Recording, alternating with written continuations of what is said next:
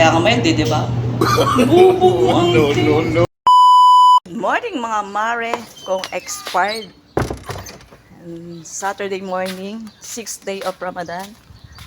Tayo na naman ay work. Syempre, para sumahod, kailangan natin magtrabaho. Let's go at 10:08 na in the morning. Dahil Filipino time tayo, nagpa-late tayo ng ilang minuto. Ito na ang lagusan ng malditang kadama. So, nakalak pa siya.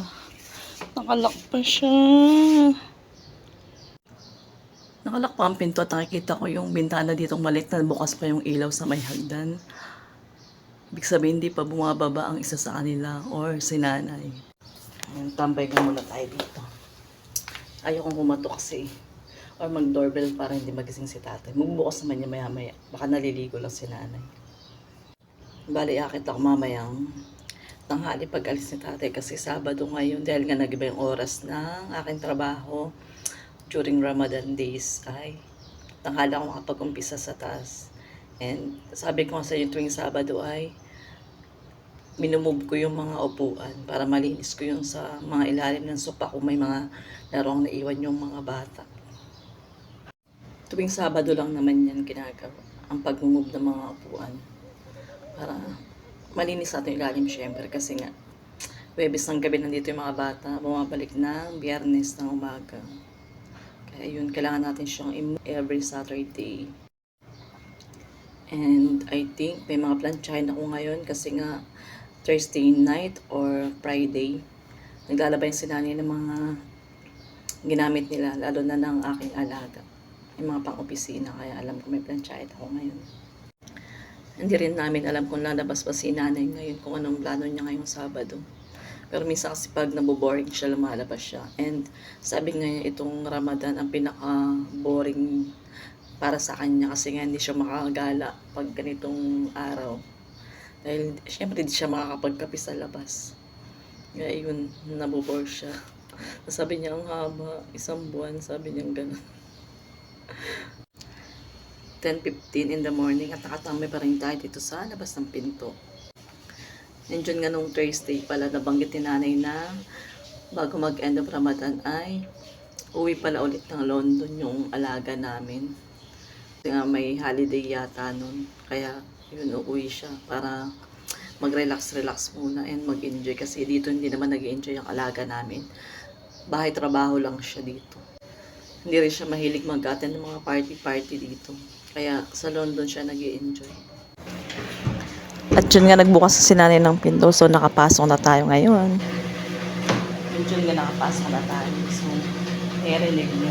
Nag-wash na naman si nanay. So ito, pinakalaman ko yung mga nalabhan ni nanay. Kasi narinig ko nga siya na may sinala.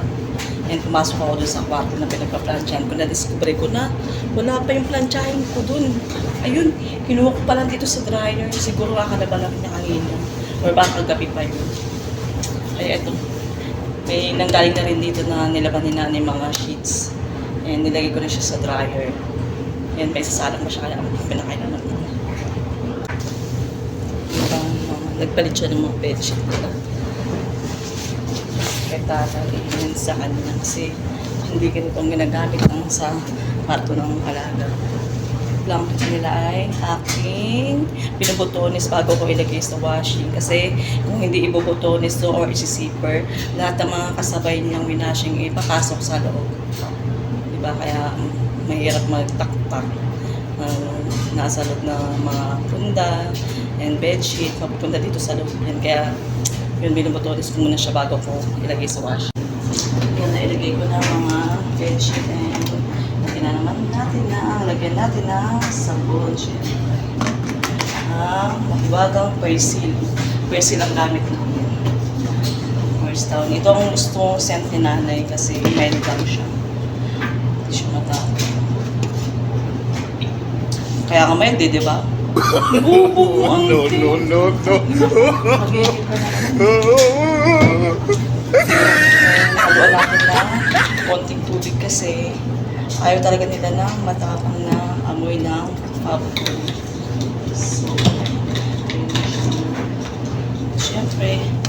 I-close na natin siya first. And put it on what colors? Because kung bulky kasi bulky natin ilalagay dahil ito yung mga bedsheet. And press start. Okay.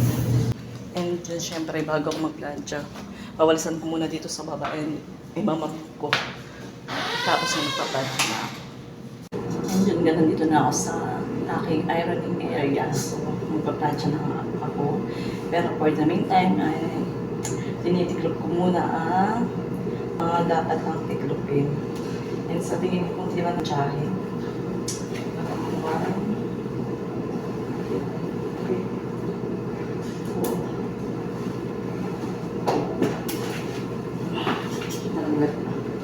Bali, 5 pieces lang siya. 5 peraso lang pa-planchain ko. So, ito na ang aking mga natiklop kanina. Siyempre, hindi ko na pinakita yung mga pagtiklop ko ng underwear. Siyempre, pang privado ng ating mga amo yun, di ba? Sa basket ang aking mga natiklop. So, ito lang naman siya. Ito lang siya. Kalit ng aking alam na may tatay. Siyempre, binubukod-bukod ko din siya. Sa mga alaga. Pinanay, tsaka kay tatay. Siyempre. Nandito para to sa kusina. Tatabi muna natin siya kasi magpa-plancha na muna. Gusto na tayo magplancha ng mga nakuha ko, nilabhan ni nanay. And may naka-dryer pa dun and nakasalang ng mga bedsheet. Bali yun ay pa-planchahin ko na lang bukas kasi hindi naman kailangan madaliin yung mga yung gawa ng kakapalit lang naman niya. Sasabihin na naman nakalala pa ko lang pinatcha mo agad, pinabagod mo yung sarili niya. Pwede na naman si nanay. Kaya pagpabukas na lang natin yun. Nakaalis na nga si tatay and bumaba si nanay. And tupiin ko lang to. Sabi din niya kailangan din pala niya si Marjon ngayon yung asawa ko kasi magpapatulong daw siya na i-move yung bed ni Sarah ng pangalawang anak niya kasi nga sobrang bigat nun. Para daw malinis yung sa ilalim at babalik rin yung bed. And ang bed nila ay ewan ko kung ilang inches yun dahil ang kapal. So pumunta siya dun sa labas para magtapon ng basura and pupunta niya si Marjon para sabihin na yun nga magpapatulong siya na gumawa dun sa taas sa kwarto ni Sarah. And yun, iwanan ko muna itong tinupi ko namin ito kailangan ngayon. So pwede ko siyang gawin sa ibang araw or bukas. Iniwanan ko na siya para magawa ko na yun sa taas. Eh. Makatulog din ako sa kanila sa kwarto ni Sarah. And this time nga tapos na si Marjo na tulungan si nanay doon sa kwarto ni Sarah para magbuhat ng bed frame. And nandito na siya sa kwarto ni tatay dahil nabanggit ko kanina kay nanay na ipaayos na rin niya yung isang cabinet ni tatay na medyo natatanggal na yung pagkakapako niya. So ayan din na niya si Marjo sa kwarto ni tatay para alam yung gagawin bukas.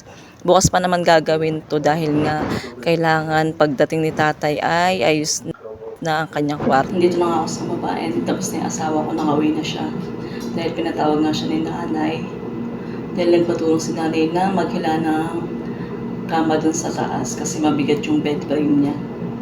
May mga cabinet siya sa ilalim kaya mabigat and yun. So tapos na ako mag-washing and dryer. Na-fold ko na rin siya. Malibukas ko na lang siya pa-planchain. Tapos sabi nga ni nanay, hindi naman daw kailangan to ngayon. Next time ko na lang daw gawin. So, ayun. Finish na tayo for today's video and gusto ko nga pala magpasalamat doon sa mga tao na inspired ko na gusto mag-apply din ng couple dito sa Saudi. Sana yun nabigyan ko kayo ng inspirasyon and dasal lang para makakuha tayo ng ganitong Thank you so much and God bless.